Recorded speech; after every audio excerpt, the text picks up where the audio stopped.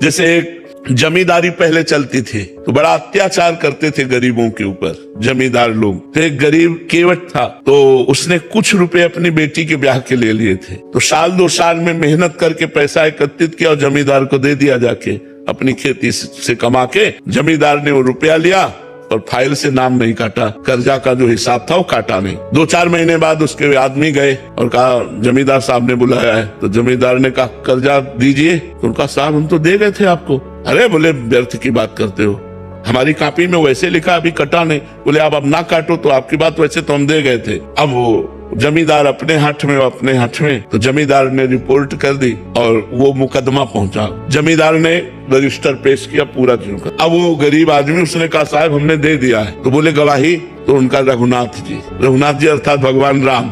तो उनका रघुनाथ जी। तो बोले अगली पेशी में रघुनाथ को लिवा के लाना। उसने कहा हाँ ठीक है। एकांत में गया और रोया कि हम गरीब आदमी हैं और हमारे परिवार का पोषण उसी खेती से होता है। प्रभु यदि आपने गवाही न दी तो हमारा तो सब बर्बाद हो जाएगा, हमारी बात झूठी हो जाएगी।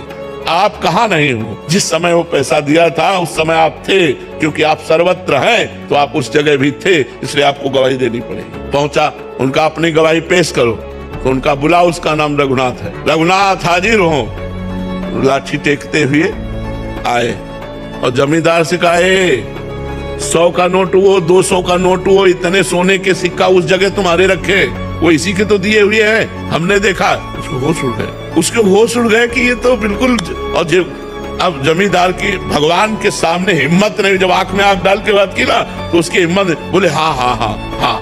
तो 420 में जमींदार के ऊपर दंड जुर्माना लगा और वो छोड़। विश्वास कि भगवान है मेरी रक्षा करेंगे, भगवान है मेरा सहयोग करेंगे। दृढ़ विश्वास, किसी भी स्थिति में विश्वास ना टलने पावे, ऐसी शक्ति हमें दे न दाता। मन का विश्वास कमजोर होना, हर स्थिति में भगवत विश्वास बना रहे।